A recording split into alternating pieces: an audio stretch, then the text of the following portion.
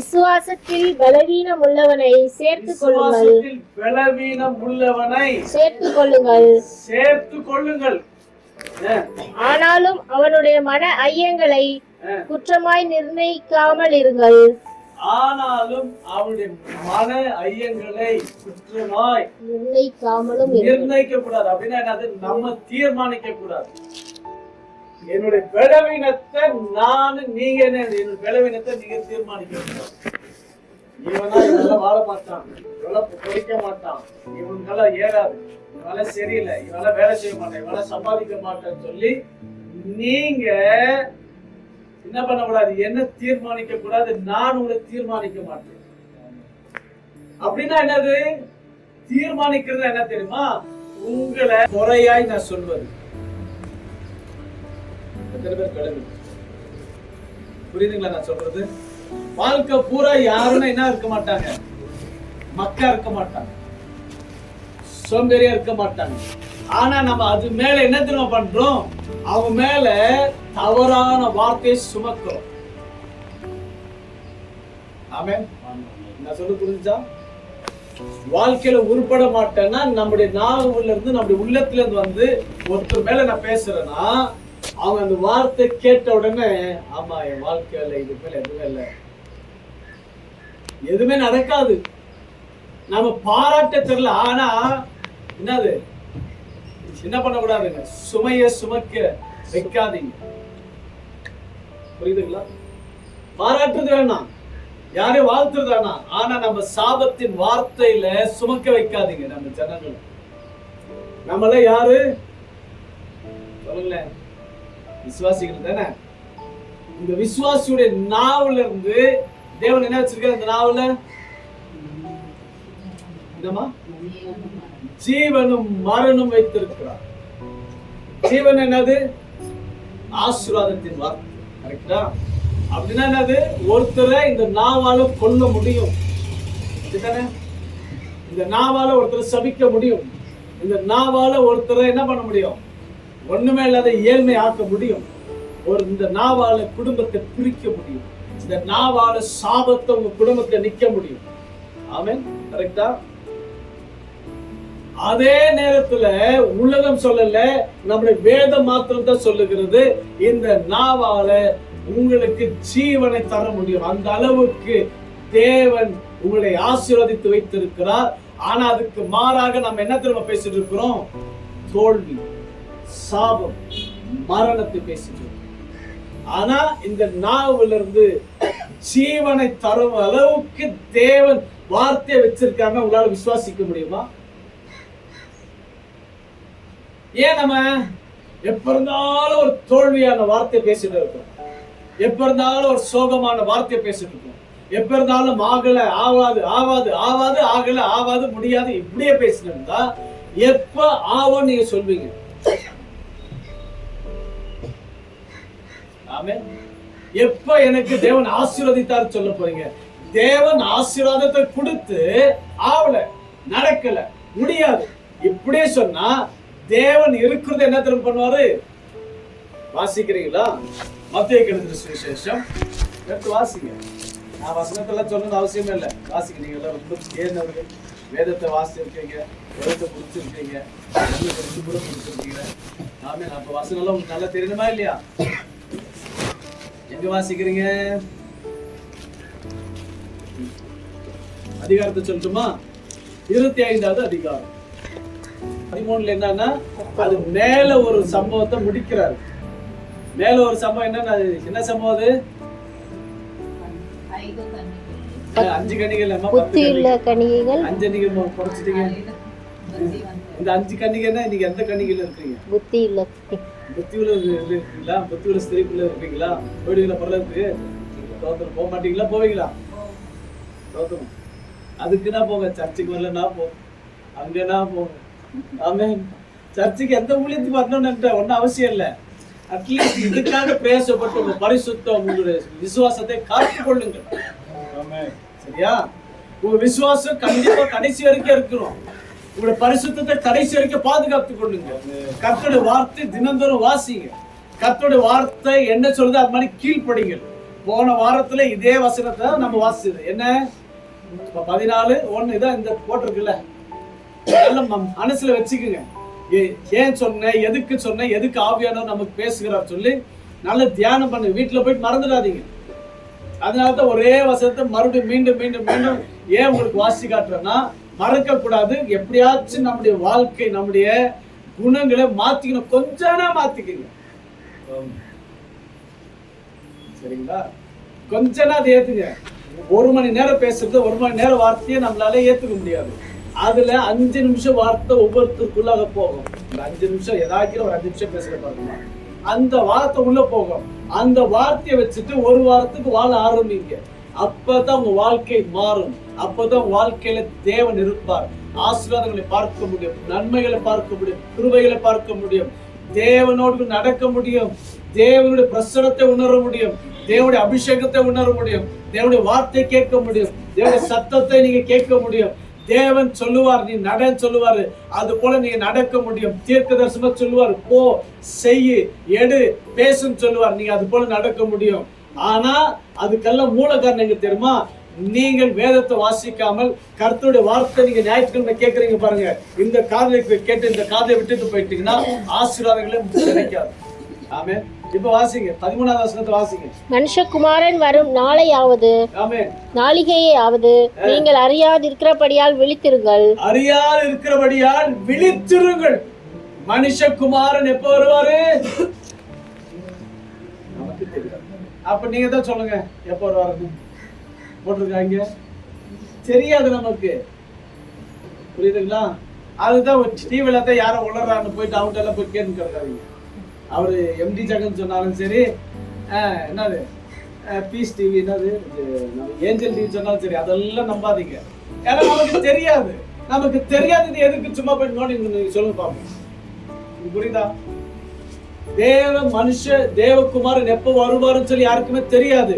தெரியாதத அவங்க கோடிட்டு எப்படி காட்ட முடியும்? ஆண்டவர் வருவார், அப்ப வருவாருன்னு. ஏஞ்சல் டிவி சொன்னது போல இருந்ததுன்னா எப்ப வந்திருக்கணும்? 2000 வந்திருக்கணும் ஆண்டவர். கரெக்டா? அவங்க என்ன தெரியும் சொன்னா, இதோ ஒரு குதிரை அங்க இறங்கி போச்சு, இங்க இறங்கி போச்சுன்னு சொன்னாங்களா இல்லையா? எல்லாம் நடந்து போயிருந்தமா தெரியா? இன்ன வரைக்கும் வரல. ஆமென். இன்னொரு டிவி ஏதாச்சும் வரும். இது ஒரு சீசன் மாறிட்டே இருக்கும் இல்லைங்களாமா? ஒரு நம்ம என்ன பண்ணோம், அது கேட்டு கேட்டு இல்லைங்க. சபை உங்களுக்கு என்ன போதிக்குதோ இதுல கவனமா இருங்க. சபையில தான் ஆரோக்கியமான உபதேசத்தை கேட்க முடியும், நல்ல உபதேசத்தை கேட்க முடியும். சபை மூலியமா தான் உங்களுக்கு ஆசீர்வாதங்கள் வரும். சபை மூலியமா தான் நீங்க பரிசுத்தத்தையும் கர்த்தருடைய வார்த்தையை பெற்றுக்கொள்ள முடியும். என்ன சொன்னீங்க இல்லையா? கரெக்டா? நீங்க போயிட்டு ஏதோ கேட்டு அப்படியெல்லாம் வேலைக்காக நாங்க என்ன சொல்றோம்னா அப்படியே கீழ்படிகள் ஆசீர்வாதத்தை பெற்றுக்கொள்வீங்க. ஏன்னா அவங்க ஆசீர்வாதத்தை விரும்புற நாம் தான். ஏஞ்சல் டிவி விரும்பல, அவங்க விரும்பல, இவங்க விரும்பல, மோகன் சார் விரும்பல. அவர் கொடுன்னு சொல்லுவாரு, கொடுங்க, அப்பொழுது கொடுங்க. அது உங்க விசுவாசத்தின் மேல தாராளமா கொடுங்க, பிரச்சனை இல்லை. உங்க விசுவாசம் இருந்தா கொடுங்க. உங்க பிள்ளைங்க கூட எழுதி கொடுங்க. என்னம்மா சொல்றீங்க? 2 பிள்ளைங்க வச்சிருக்கீங்க, எழுதி கொடுங்க. கொடுக்க மாட்டீங்களா? அது கொடுக்க மாட்டேன் இல்லையா? கொடுத்துட்டா பாருங்களேன். அண்ணால் மூத்த பிள்ளையே எழுதி கொடுத்துட்டு அவன் தான் வச்சுக்காண்டவன். கரெக்டா? அந்த அளவுக்கு நமக்கு மனப்பான்மை இல்லை, தியாகம் இல்லை. ஆனா இந்த இடத்துல ஆண்டவர் சொல்றாரு, ஆண்டவர் வருகிற நேரம் யாருக்குமே தெரியாது. ஆனா கீழே வசனத்தை வாசிங்க பார்ப்போம். அதனால வந்து வாசிங்க. அன்றியும் பரலோக ராஜ்யம், அப்ப தேவனுடைய வருகையே நமக்கு தெரியலன்னா பரலோக ராஜ்யம் எப்படி இருக்குன்னு சொல்லி இந்த இடத்துல என்ன பண்றாரு? ஒரு வெளிப்பாடு கொடுக்கிறாரு. அந்த வெளிப்பாடை நம்ம கரெக்டா புரிஞ்சுக்கணும். வாசிங்க. புறதேசத்துக்கு பிரயாணமாய் போகிற ஒரு மனுஷன் தன் ஊழியக்காரரை அழைத்து, பரலோக ராஜ்யம் எப்படி இருக்குதா? ஒரு தேசத்துக்கு பிரயாணப்பட்டு போகிறோம். கரெக்டா? ஒரு தேசத்துக்கு பிரயாணம்னா என்ன பண்ணுவீங்க?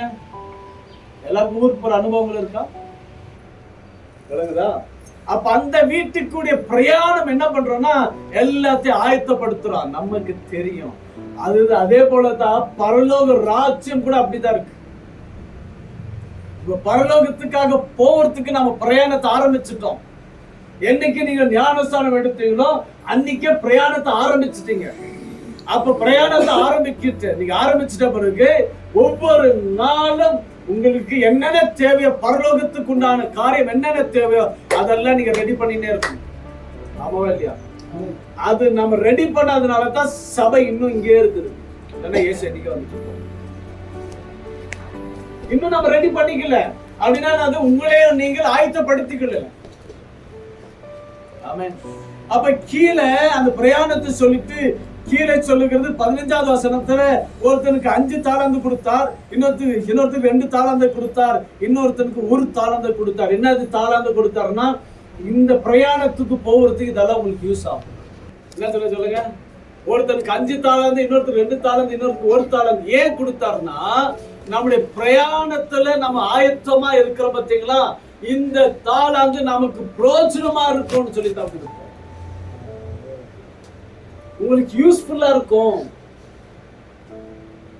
என்னத்துக்கெல்லாம் யூஸ்ஃபுல்லா இருக்கும்னா உங்களுடைய விசுவாசத்துக்கு யூஸ்ஃபுல்லா இருக்கும். நீங்க போறீங்க நம்பிக்கை இல்லாத போவாங்க. கரெக்டா? ஊருக்கு போறோம். நம்ம எப்படி போறோம்? ஏதோ ஒரு பஸ் பிடிச்சிட்டு இங்க இருக்க தமிழ்நாடுக்கு கர்நாடகாக்குள்ள போயிட்டு எப்படி வருவோமா, இல்ல நேரடியா பஸ் பிடிச்சிட்டு போவீங்களா? நமக்கு தெரியும். நேரா குறுக்கு இல்லாம நம்ம துண்டு துண்டா ஏறாம எவ்வளவு முடியுதோ அவ்வளவு சுலபமா ஏறி வீட்டுக்கு போய் சேர்றதுக்கு நம்ம ரெடியா இருக்கும். கரெக்டுங்களா? அதுக்காக நமக்கு என்ன வேணும்? விசுவாசம் வேணும். அந்த விசுவாசம் குறையாக இருக்கு. விசுவாசம் குறைவா இருந்தா அவனை ஏற்றுக்கொள்ளுங்கள். அவனை பத்தி என்னமா பேசாதீங்க, குற்றமாய் கேவலமா பேசுவாங்க. எல்லாரும் பிரயாணப்படுறாங்க, எல்லாரும் பிரயாணத்துக்கு ஆயத்தம் ஆகுறாங்க. ஆனா ஒருத்தருக்கு ரொம்ப லேட்டா, ஒருத்தர் சோம்பேறியா. நம்ம முன்னாடி ஓடுற ஆளு பின்னாடி இருக்கணும், இழுத்துட்டு போகணுமா இல்லையா? அம்மாவா இல்லையா? இழுத்துட்டு போனதானே அம்மா. ஆனா நம்ம போக மாட்டேன்றோம். நம்ம போனா போதும்னா அப்ப சபை எதுக்காக தேவன் கொடுத்தாரு? அப்ப தேவனுக்கு தெரியும் நம்மளுக்கு என்னென்ன ஆயத்தப்படுத்தணும். இந்த பூமிக்குரிய பிரயாணம் ஒண்ணு இருக்குது. அந்த பிரயாணத்துக்கு நீங்க உழைக்கிறீங்களா? வேலைக்கு போறீங்களா? கஷ்டப்படுறீங்களா? ஆண்டவர் தெரியும். யாருக்கு 5 தாலந்து தேவை தெரியும், யாருக்கு 2 தாலந்து தேவை தெரியும், யாருக்கு 1 தாலந்து தேவை தெரியும்.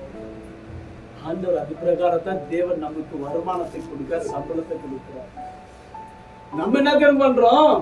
5000 ரூபாய் வரும்போது நல்லா தான் இருந்தோம். இப்ப 50,000 வரும்போது தான் எல்லாம் ஊத்தின்னு போயிடுச்சு.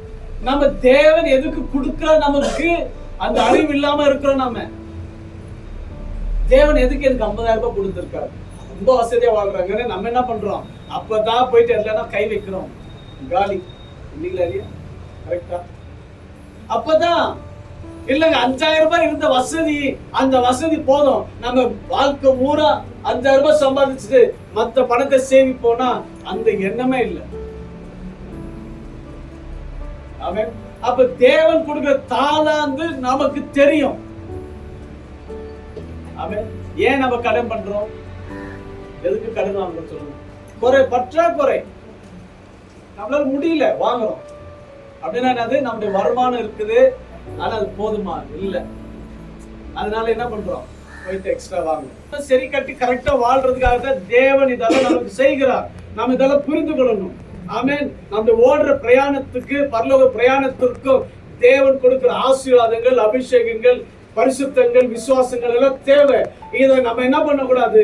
வட்டிக்கு வாங்கி என்ன பண்ணக்கூடாது? அதுல நம்ம வச்சு வாழக்கூடாது. இதுக்கு மேல பரிசுத்தத்திற்கு மேல் பரிசுத்தம், விசுவாசத்துக்கு மேல் விசுவாசத்தை வைத்துதான் நம்ம வாழ வேணும். அப்பதான் நாளைக்கு அடுத்த மாதத்துல இருக்கிற விசுவாசத்துக்கு நமக்கு சரியா போகும். இல்லைன்னா இருக்கிற விசுவாசத்துல குறைஞ்சு போச்சு. ஏன் குறைஞ்சு போச்சு? இங்க இருக்கிற பிரச்சனை, போராட்டம் பெருசு, அதனால விசுவாசம் குறைஞ்சிருச்சு. போராட்டம், ஜபஜீவம் குறைஞ்சிருச்சு, கணமணி பிரச்சனை, பரிசுத்தம் குறைஞ்சிருச்சு. என்னது? வெளியே போறோம், ஜபமே குறைஞ்சு போச்சு. என்னென்னலாம் குறைஞ்சு போச்சு? நாளைய தினத்திற்கு வேண்டிய பரிசுத்தம், ஆசீர்வாதம், சுகம், ஆரோக்கியம் எல்லாமே குறைஞ்சு போச்சு. நாளை காலையில் எப்படி இருந்திருக்கோம்? தலைவலியா இருந்திருக்கிறோம். ஏன்? இது எல்லாமே குறைஞ்சு போச்சு, விட்டுட்டோம். கரெக்டா? அப்ப நாளைக்கு எப்படி நம்முடைய பிரயாணத்தை கண்டினியூ பண்ணுவீங்க சொல்லுங்க பார்ப்போம்.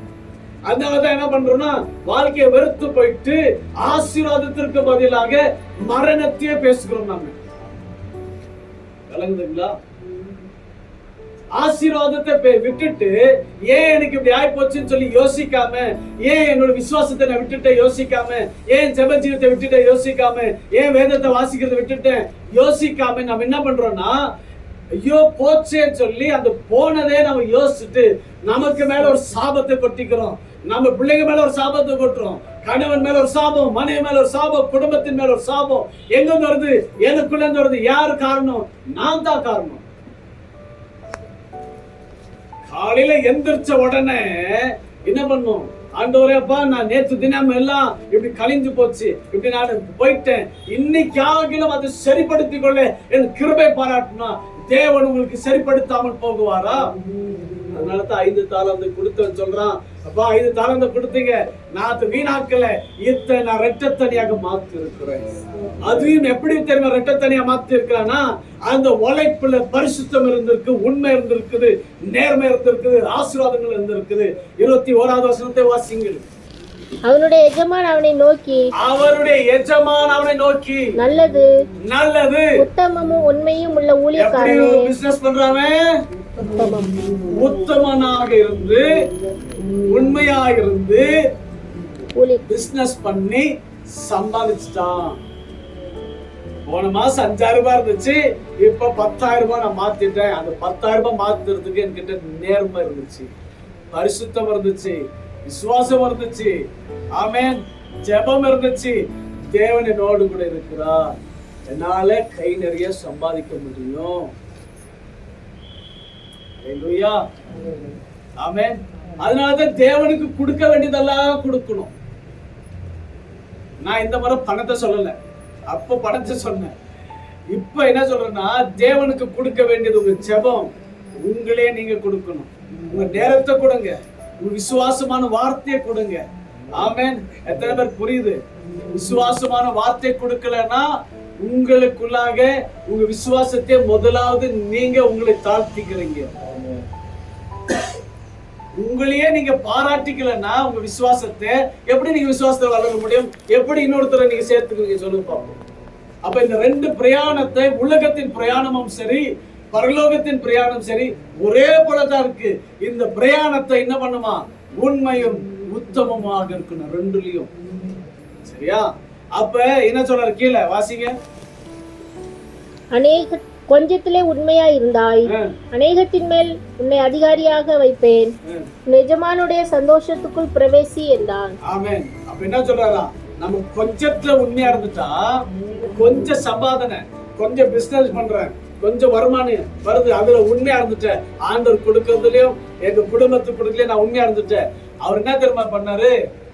என்ன பண்றாரு? அநேகத்தின் மேல் அதிகாரமாக்குறாரு. அநேக ஆசீர்வாதங்கள் வந்து சேருது. ஏன்? எப்பனா உண்மையும் உத்தமமாக இருந்தால். எஜமானுக்கு உண்மையாக இருந்தா எஜமானுக்கு போய் சேர வேண்டும். இப்ப இவ எப்படி தெரியுமா பிசினஸ் பண்ணா? 5 தாளத்தை வாங்கினா, இது ஓனருக்கு உண்டான லாபம் எடுத்து வச்சுட்டா, முடிஞ்சு போச்சு. இது எனக்கு உண்டான உழைப்பான உழைக்கிச்சு, நான் உழைச்ச பத்திங்களா, எனக்கு உண்டான சம்பளம் எடுத்து வச்சுட்டான். இது முதலீடு. என்னது? 5 ரூபாய் முதலீடு, 5 ரூபாய் செப்பரேட்டா வச்சுட்டான். 5 ரூபாயில கை வைக்கவே இல்லை அவன். உங்களுக்கு விளங்குதுங்களா? ஏன்னா 5 ரூபாய் தான் முதலீடு, 5 ரூபாய் அப்படியே வச்சிருக்கிறான். அதுக்கு மேல வந்திருக்க வருமானத்தை, லாபத்தை ஓனர் கொடுத்திருக்காரு, ஓனருக்காக செப்பரேட்டா எடுத்து வச்சுட்டான். அவனுக்கு உண்டான சம்பளம் எடுத்து வச்சுட்டு மறுபடியும் அந்த 5 ரூபாய் திருப்பி இன்வெஸ்ட் பண்றான், மறுபடியும் சம்பாதிக்கிறான், மறுபடியும் ஓனருக்கு உண்டானது ஓனருக்கு, இவனுக்கு உண்டானது இவனுக்கு. அதுதான் உண்மை. ஒருவேளை எல்லா லாபத்தையும் இவனும் எடுத்திருந்தா ஓனர் என்ன சொல்லிருப்பாரு? நீ ரொம்ப செல்ஃபிஷா இருந்த,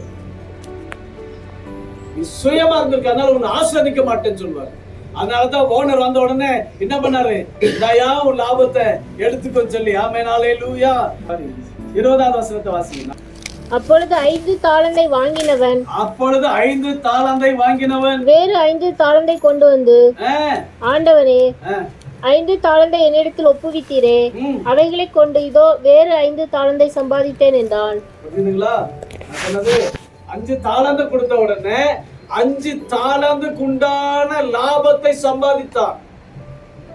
யாருக்கு? அவனுடைய ஆண்டவனுக்கு. இதுதான் நம்முடைய வாழ்க்கையின் பிரயாணத்தின் முறை. இது இன்னைக்கு கிடைச்ச ஆசீர்வாதங்கள், இன்னைக்கு கிடைச்சிருக்கிற என்னது ஞானஸ்தானத்தின் ஆசீர்வாதங்களை நாளைக்கு நம்ம அதை டபுள் ஆக்கணும். அதனாலதான் நான் ஊழியத்துக்கு வந்து இருக்கிறேன். நீங்களா எப்போ ஊழியத்துக்கு வருவீங்க?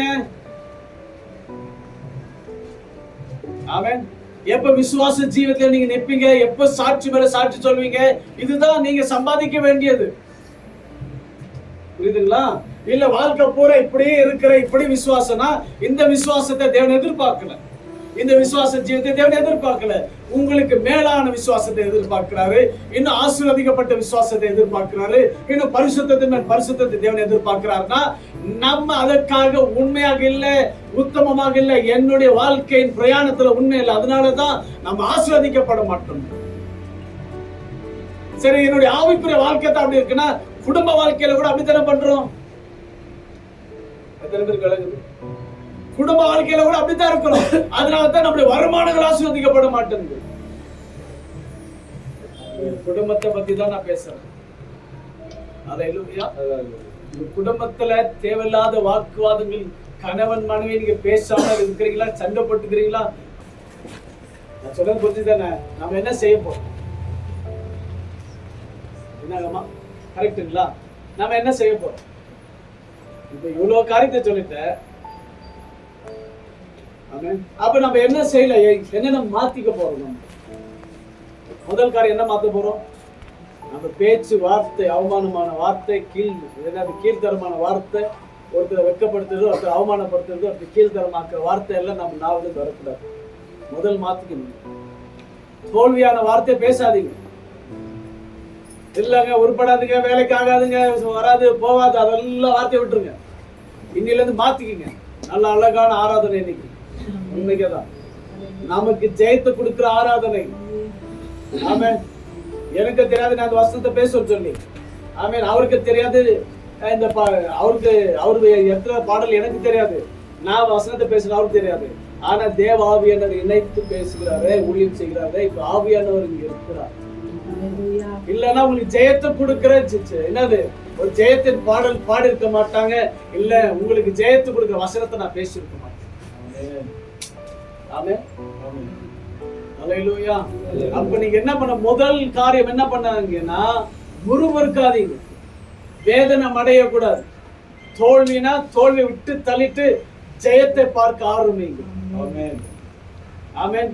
ஆமென். அல்லேலூயா. இன்வெஸ்ட் பண்றீங்க, ஐயோ இவ்வளவு இன்வெஸ்ட் பண்ணிட்டேன்னு நீங்க நினைக்காதீங்க.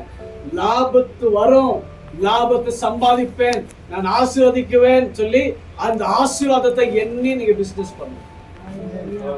அதை விட்டுட்டு நான் இவ்வளவு இன்வெஸ்ட் பண்ணிட்டேன்னா எதுக்கு முறுமுறுக்கிறீங்க? அப்ப எதுக்கு பிசினஸ் பண்றீங்க? வீட்டுல இருந்து இல்லாம.